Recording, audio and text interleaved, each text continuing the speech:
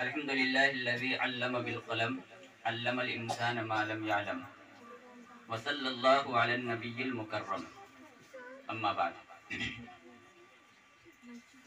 قال اللہ تعالی بالقرآن المجید ان اللہ لا یضیع اجر المحسنین۔ آپ لوگوں سے دو باتیں کہنی ہیں۔ پہلی بات تو یہ کہنی ہے کہ آپ محنت بڑھائیں، محنت کیجئے۔ دنیا میں جس کو بھی جو کچھ ملا ہے محنت سے ملا ہے، محنت کے بغیر کسی کو کچھ نہیں ملا۔ سب سے پہلا کام آپ کا یہ ہے کہ آپ انتھک محنت کریں، جہاں تک ہو سکے کوشش کریں۔ آپ تعلیم حاصل کر رہے ہیں، تعلیم کے سلسلے میں جتنی کوششیں ہو سکتی ہے اتنی کوشش کریں۔ آپ دنیا میں ہر کامیاب شخص کی زندگی اور ان کی ہسٹری آپ پڑھیں گے تو یہی ملے گا کہ انہوں نے بہت زیادہ محنت کی ہے۔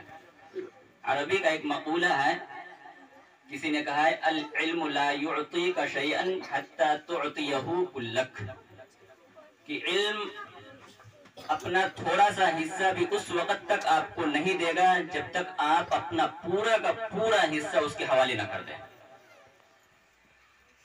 تو جب یہ علم اتنا غیرت مند ہے کہ ہم جب اپنا پورا حصہ اس کے حوالے کریں گے تب جا کر کے وہ اپنا تھوڑا سا حصہ حوالے کرے گا ہمارے، تو جو آدمی کچھ بھی کیا کہ محنت نہ کرے وہ کیسے علم اپنے حصے میں سے کچھ دے سکتا ہے؟ جب ہم پورا اپنا لگا دیں گے، ساری کوششیں کریں گے تب جا کر کے تھوڑا سا علم ہمیں حاصل ہوگا۔ اور جب ہم محنت اور کوشش ہلکی کریں گے، جب محنت کریں گے ہی نہیں تو علم کہاں سے دے گا؟ تو علم بہت غیرت مند ہے، علم ہر کسی کو حاصل نہیں ہوتا۔ اللہ نے آپ کو علم کے لیے چنا ہے، یہ بہت بڑی بات ہے۔ اللہ کا شکر ادا کیجیے، اس کے لیے محنت کیجیے۔ آپ تقریر کریں گے اچھی اسی وقت جب آپ محنت کریں گے، آپ نعت پڑھیں گے اچھی اسی وقت جب آپ محنت کریں گے۔ آپ اگر کوئی چیز یہاں پہ کھڑی ہو کر کے پڑھ رہے ہیں تو اسی وقت آپ پڑھ سکتے جب آپ نے محنت کیا ہو، ورنہ آپ نہیں کر سکتے۔ امام ابو حنیفہ، امام مالک، امام شافعی، امام بخاری، امام مسلم، امام ترمذی، امام ابو داؤد، امام ابن ماجہ، امام نسائی یا امام طحاوی یا خواجہ معین الدین چشتی، نظام الدین اولیاء یا صابر کلیری رحمۃ اللہ علیہ یا فرید الدین گنشکر رحمۃ اللہ علیہ، یہ جتنے بھی بڑے بڑے گزرے ہیں چاہے جس میدان کے بھی ہوں، فقہ کے ہوں یا کیا کہتے ہیں حدیث کے ماہر، میدان کے ماہر، یہاں تک کہ میں یہ کہتا ہوں کہ صرف علم کے میدان کے نہیں، دنیا میں بھی دنیا کے کسی کام میں کوئی آدمی ماہر ہے اور اس کو اس کام پر دسترس حاصل ہے اور ملکہ حاصل ہے، مثال کے طور پہ کوئی آدمی کرکٹ کا ماہر ہے یا کوئی آدمی فلم ایکٹر میں مہارت حاصل رکھتا ہے، اس کی بھی زندگی آپ پڑھیے تو آپ کو ملے گا کہ اس نے محنت کیا۔ سلمان خان ویسی نہیں بنا، اس کی زندگی پڑھو کتنی محنت کیا۔ شاہ رخ خان کی زندگی پڑھو کتنی محنت کیا۔ تو جس فیلڈ میں بھی مہارت حاصل کرنا ہو اس میں آپ کو محنت کرنی پڑے گی۔ کوئی آدمی بغیر محنت کے کامیاب نہیں ہو سکتا۔ ایک بادشاہ اس ملک کے جتنے بھی عقل مند اور دانا لوگ تھے ان کو جمع کیا اور جمع کر کے کہا کہ میں چاہتا ہوں کہ ہمارے ملک کے سارے نوجوان کامیاب ہو، اس کے لیے آپ کوئی نصاب تیار کر کے ہمارے پاس پیش کریں۔ ایسا نصاب ہو کہ جس کو پڑھ کر کے ہمارا کوئی نوجوان نکما نہ رہے، ہر نوجوان اپنی منزل کا شہسوار ہو، کامیاب ہو۔ یہ سارے لوگ وہاں سے واپس آنے کے بعد ایک جگہ بیٹھے اور 6 مہینہ 7 مہینہ محنت کر کے کوشش کر کے انہوں نے ایک کتاب تیار کی، ایک نصاب تیار کیا۔ وہ کتاب کیا تھی؟ اپنے اندر وہ ایک خزانہ تھی، ذخیرہ تھی۔ اس کتاب کے اندر ہزاروں اصول بتائے گئے تھے کامیابی کے، کامیاب لوگوں کے تجربات بتائے گئے تھے، کامیاب لوگوں کی زندگیاں بتائی گئی تھی، کن کن اصولوں کو اپنا کر کے انہوں نے زندگی میں کامیابی حاصل کی، وہ ساری چیزیں اس کتاب میں انہوں نے بیان کر دی۔ یعنی کتاب بالکل انسائکلوپیڈیا تھی اپنے موضوع پر۔ جب بادشاہ کے سامنے وہ کتاب پیش کی گئی تو بادشاہ نے دیکھتے ہی کتاب کو واپس کر دیا، کہا کیا کہتے ہیں اس کتاب کی ضرورت نہیں۔ یہ کتاب اتنی موٹی کتاب ہے، اس کتاب کو پڑھتے پڑھتے ہمارے نوجوان کی آدھی سے زیادہ عمر اسی میں گزر جائے گی۔ کامیابی کب حاصل کریں گے وہ؟ کن کن اصولوں پہ کیا کہتے ہیں وہ لوگ عمل کریں گے؟ اس میں تو ہزاروں اصول لکھے ہوئے ہیں، کتنے اصول پہ عمل کریں گے؟ تو بادشاہ نے کہا اس کو اور مختصر کر کے لے کر کے آؤ۔ سارے لوگ گئے، دوبارہ وہ کتاب جو ہزاروں صفحات میں تھی کم کرتے کرتے کرتے کرتے کرتے کرتے ان کو 100-200 صفحے میں مختصر کر کے پھر لے کر کے آئے، اب بادشاہ کے سامنے پیش کیا۔ बादशाह ने देख करके फिर वापस कर दिया, कहा कि अभी भी इसमें बहुत सारे उसूल हैं, हमारे नौजवान इतने उसूलों पर अमल नहीं कर सकते हैं, लिहाजा दोबारा जाओ और इसको और मुख्तसर करके लेकर के आओ। सारे लोग फिर वापस आए और सर जोड़ करके बैठ गए कि भाई क्या कहते कितना मुख्तसर किया जाए, हजारों हजार सफात से हमने क्या कहते 100 सफात पे लेकर के आ गए, फिर भी वापस कर दिया। तो कोशिश करते करते करते करते करते फिर सालों की मेहनत के बाद उन्होंने पूरी किताब का निचोड़ एक जुमले में निकाल दिया और एक जुमला ला करके बादशाह के सामने पेश किया। वो जुमला क्या था कि मेहनत के बगैर कोई कामयाबी नहीं मिलती दुनिया के अंदर।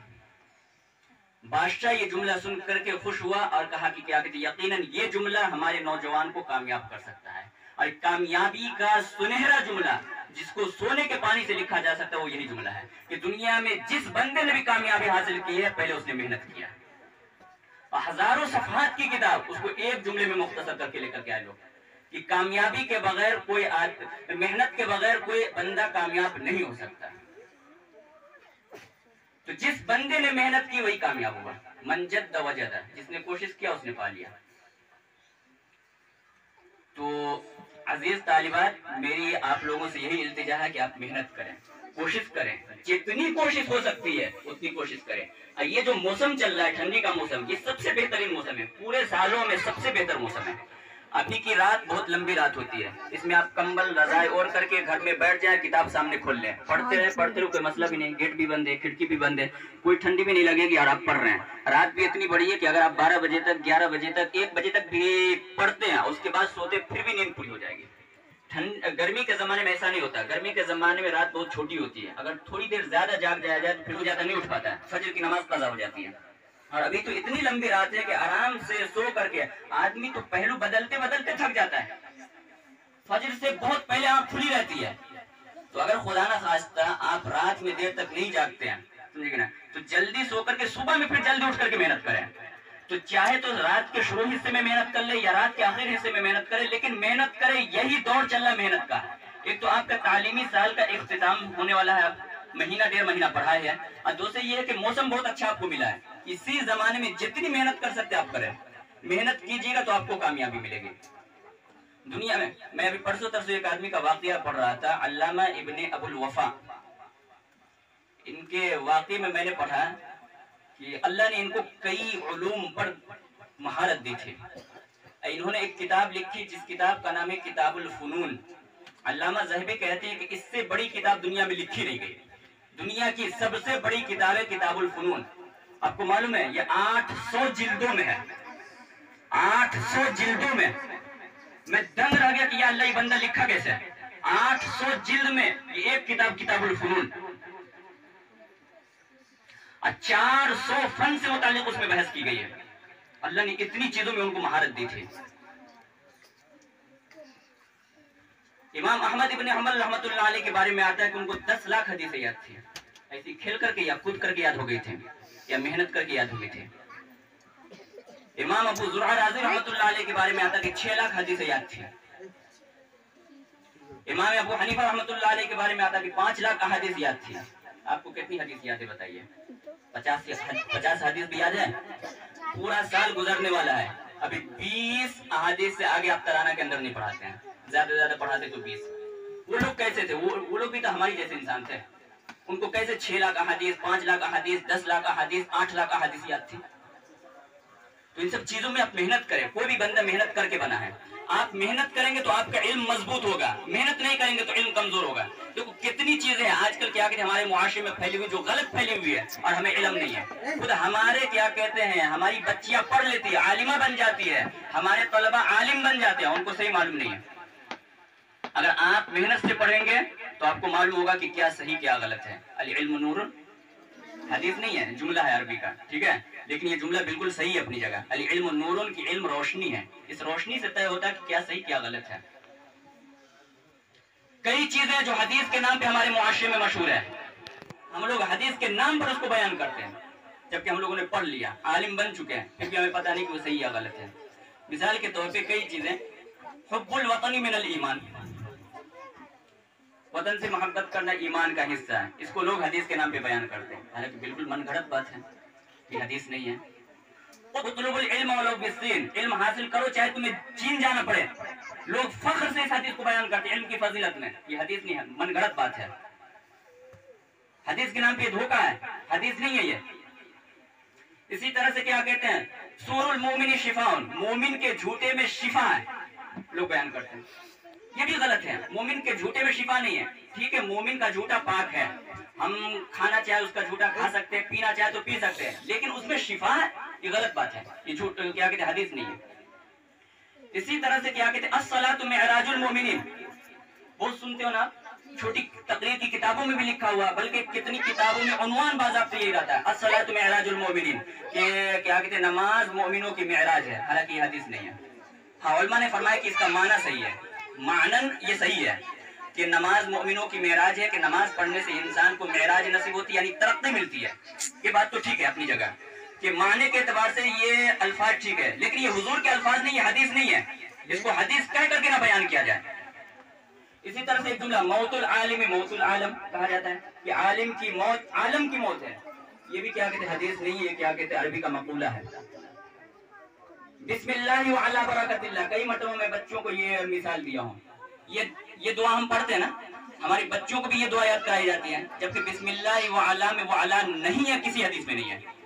असल माखज़ इसका मुस्तदरक हाकिम है, उसमें बिस्मिल्लाह व बरकतिल्लाह बस, वो अला नहीं है। जितनी किताबों में लिखा हुआ वो गलत लिखा हुआ, एक दो से चोरी करते चुके लोग, किताब लिखते तो उससे वो देख लिया, उससे वो देख लिया, उससे वो देख लिया, उससे वो देख लिया, वो देख देख के लिखते। छोटी किताब, एक छोटी किताब में लिखा गया और उसी को देखकर दूसरे ने लिखा वही नकल कर दिया, तीसरे ने लिखा वही नकल कर दिया, चौथे ने लिखा वही नकल कर दिया। बिस्मिल्लाह व अला बरकतिल्लाह इतना मशहूर हुआ कि किसी आलिम को भी अब पता नहीं है कि वो अला है भी कि नहीं हदीस में, जबकि वो हदीस में नहीं है।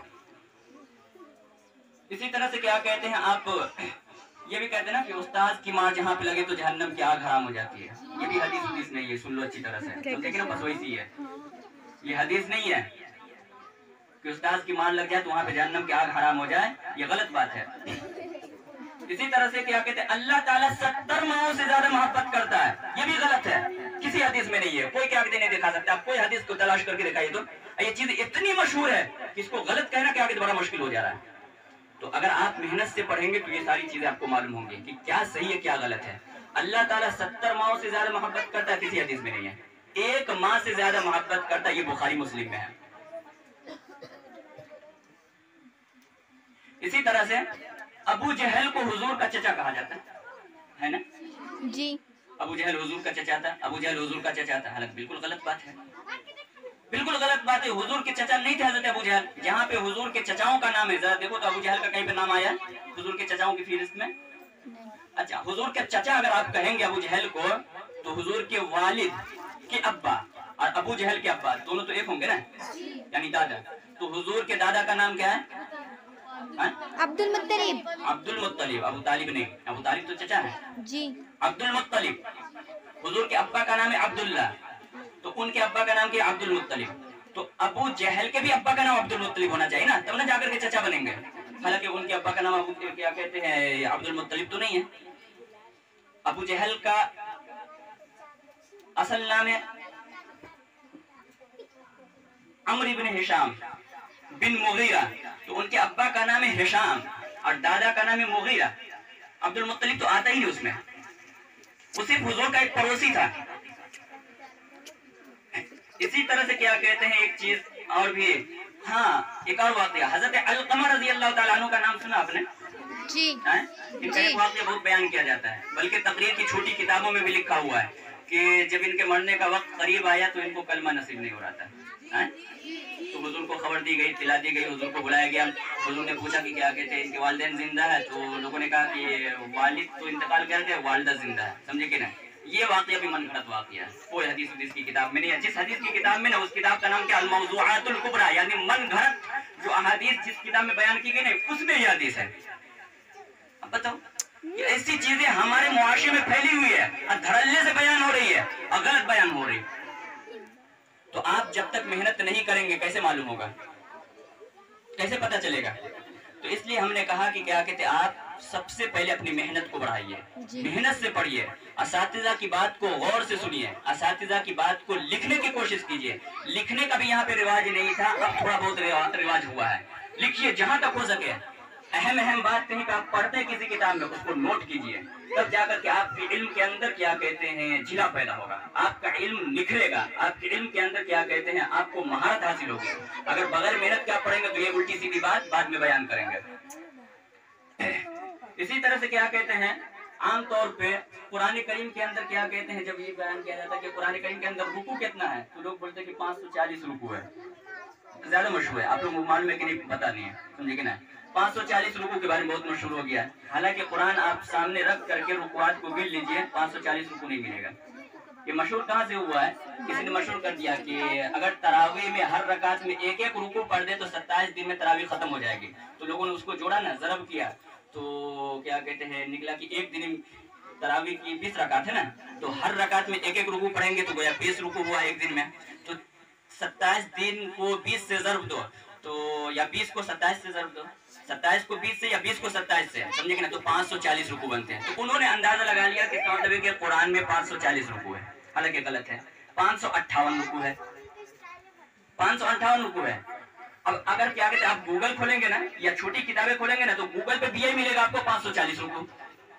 تو آج تو سب سے بڑا مفتی تو مفتی گوگل صاحب بن گئے ہیں نا، دنیا کے سب سے بڑے مفتی کون ہیں؟ مفتی گوگل صاحب۔